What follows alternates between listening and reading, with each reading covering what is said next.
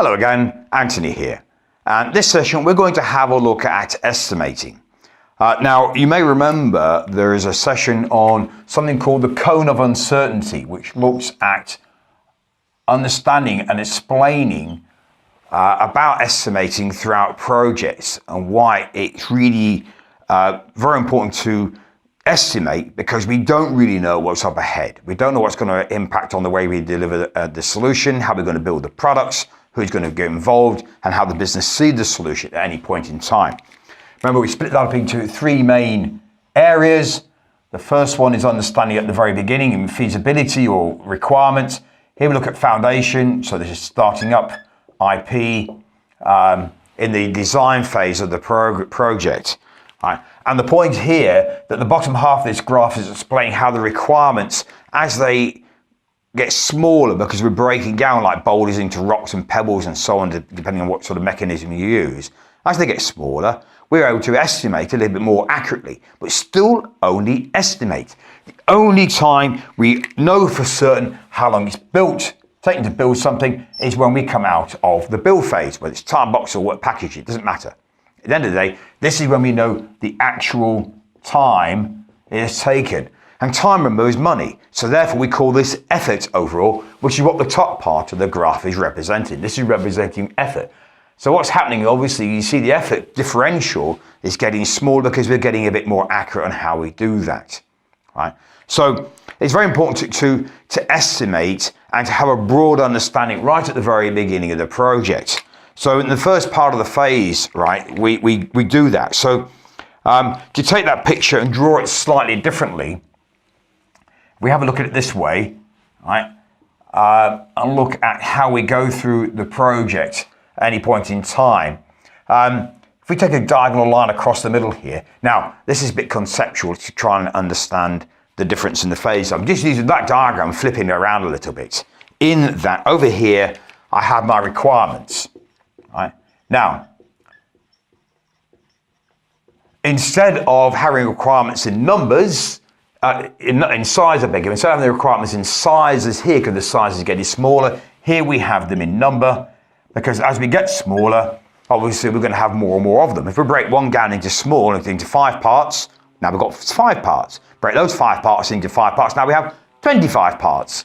So you get the principle. So the point is, as we go through the project and we break them down, then we get more requirements, products, features, whatever you want to call them.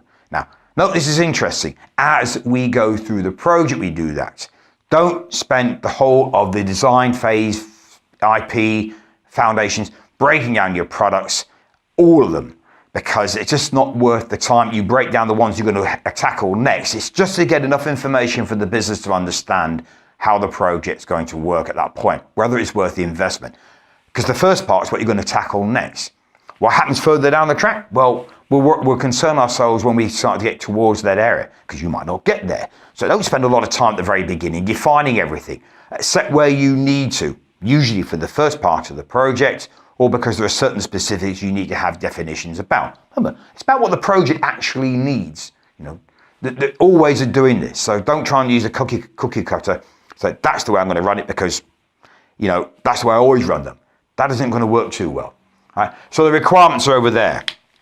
All right? And on this side, we have the effort related to that, the time, costs in effort. That's all representing time.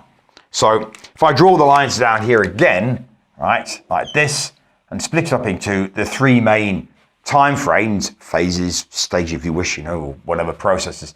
So here we have the requirement, as I call it, the requirement part. Prince calls it starting up, and DSCM calls it feasibility. And all we're looking at here is deciding, getting a formal view of the project, what we're delivering. So the requirements are very small, usually 1 to 10 requirements. Right? The time is likely to be, say, 6 to 12 months, and the costs, say, between 10 and 20,000 pounds, or whatever, you know, your currency is. It's irrelevant. It's very, very broad, because as you see in the cone, all those are a very small amount. Now, usually at this point, you only get the high level people from the techs involved, always get people who are very good at estimating, understand how to estimate. right? And this is top-down estimating to get people who have understood about estimating from previous projects, understood the solution at a high level. All I know is I want to deliver, a relocated office. I want to put a brand new building up, a new application document for passports, for example, or I want to build a new website. That's all you know at the moment, and a small part of that. And that's why it's very broad understanding at this point. But get the right people involved in it. It's only later when you get down further that you want to get a bit more detail on it. So at this point, you might use some people use t-shirt sizing, which I always find quite interesting actually, because depending on what you define as a medium t-shirt. Right? I go and buy a medium t-shirt, and some of them I feel like a straitjacket. Other ones they look like a tent on me. So you've got to make sure you understand what you define by medium and just stick to it. It's a little bit like risk assessment, quite frankly, at the end of the day. When people lose grids between impact and probability, and quite often proximity, as long as you stick to the same range of mechanisms throughout your projects within the same part of the organisation, because IT will have one range, finance will have another, and production will have a different way of looking at it. Because it depends how they rate it. Same thing here. How you estimate and how you range that is entirely up to you. Okay, it's when we get into the field of the detail that might be more interesting. So at this point, very broad understanding, top-down type of estimating. Now, when we get into the next phase here, into the design phase, now we're going to start doing the planning, IP if you like, or foundations, for example, just so you've got some relevance, right? Now I'm going to start putting the planning in place. Now I need to break down the requirements into smaller numbers. The smaller they are, the more accurate I can be, but it's still only an estimation, right? Still only estimating at this point. So the requirements might grow from 10 to 100. Your time frame now might be, say, 7 to 10 months, and your cost, say, between 12 and 17,000, whatever, right? 17,000, put the K here, yeah. Two things to know. Obviously, if we're going to be more accurate, our ranges are going to be smaller. Now, hopefully, the ranges are going to be within the same range. They might not be. Remember something very important here. The time and cost is what is expected to actually do the build. This is why it needs to come from the people who are likely to do the builds, right? Or people who are good at estimating. Remember, this is not the budget. The budget is what the business have allocated for the project, understanding the time and therefore the costs around it, right? So there's a linkage, and hopefully these frames here are going to be underneath that budget. If not, a whole point of one of the main aspects of doing through design, probably the whole point really, is to make sure we understand the scope, what we can build, and what we can fit within the time frame. And that's why it's so good to prioritize at this point. Right? So when you prioritize here, right, and remember it is from the point of view of the project, right? For the project benefit, you prioritize that to find out really what is necessary for the project and what contingency I may have. Because now you can find out what's in and what is going to be out of scope. Maybe you can't deliver everything at this point in time. So some of these requirements become won'ts. But remember, one key thing, do not link estimation with prioritization. They're two separate animals. They need to be kept separate. What is a must-have or a priority one? Doesn't matter whether it's a 1 day or a 5 day. It's irrelevant.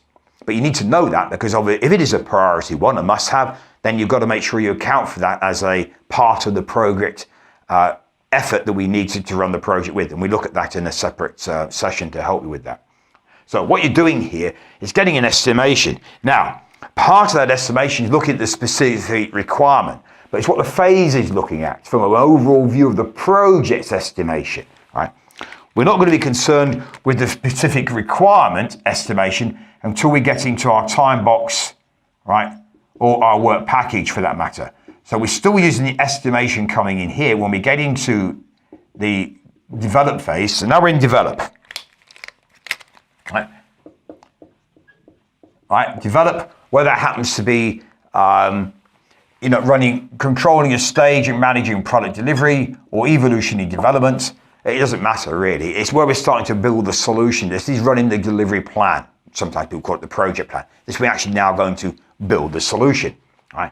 So that's when we have the estimate specific to each requirement within the time box. And of course, as we come out, we understood what the actual tended to be. Right? So now we know the actual. And the benefit of that is being able to reuse that. We'll get back to that in a moment. So here, now we're going to get into more detail. Now we can do something slightly different. Some areas use something called story pointing. Use a story to understand first of the prioritization, and use story pointing to look at the size or the relevance of each and how long it's likely to take. Link to something called planning poker. Have you ever come across planning poker, which uses the Fibonacci sequencing, well, sort of, to help teams work that out?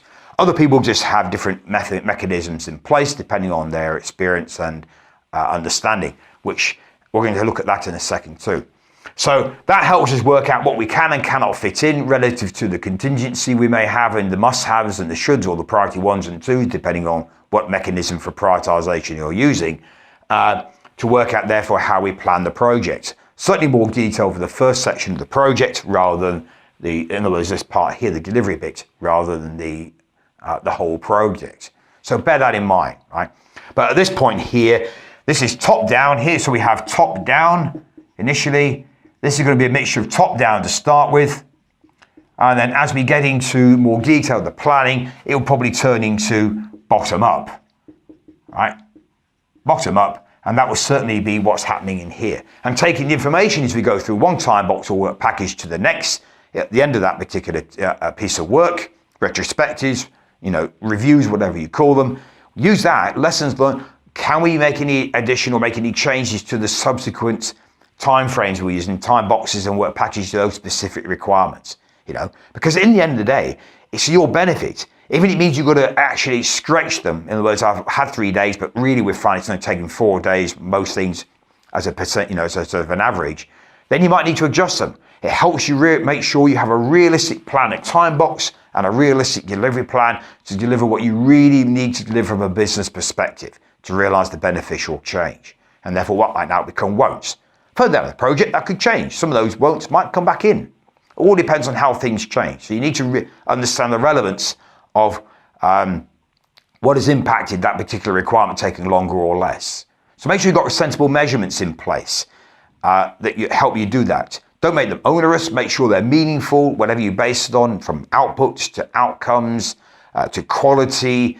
All these things are important in the different ways of measuring your outputs from the time box and the way you've built the solution. Because some issues come in and they're only very specific to that particular time box, right? Even the risk. So don't use that further down the track if it isn't relevant, okay? So in some respects, you can see that as we go through, the estimating breaks down into smaller, more accurate pieces as we go through the delivery mechanism. Now, obviously, this is conceptual. There's no direct line like this. Quite often, you'll find that some lines where people are a bit less experienced or the solution isn't so obvious, it might take a bit more time to get a more accurate thing, and then they only start to get that when we build it, right? Teams with a lot more experience might find this graph actually drops differently. It's a different color. It might start here, drop quite quickly, and then start to break down like this, right? Now, in some areas where the solution is probably pretty stable, the teams are pretty sure they've been through this before, the estimation range might even take a different perspective and do something a bit like this, right? And therefore drop off as they go through. So it might start lower already.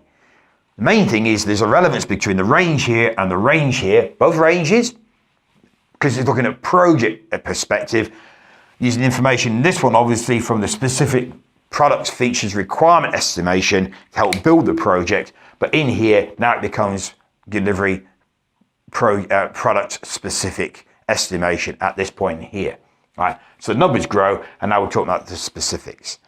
Remember, use it to adjust what you might need to from the point of view, what you can deliver for the scope, understand what the business needs to deliver, because you might need to change it. It's all about making sure you have a realistic delivery plan and realistic time box stroke work package plans to ensure you deliver the correct solution and give the business an opportunity to change their minds as you go through. Sensible change of mind, of course, and that they sign it off. So you end up with the right solution for what they actually need and what the project needs to deliver the beneficial change. That is key here. And that's why prioritization works well, and we can therefore look at what contingency we have in the time boxes. And we look at that detail in more specifically around time boxes and delivery plans in another set of sessions.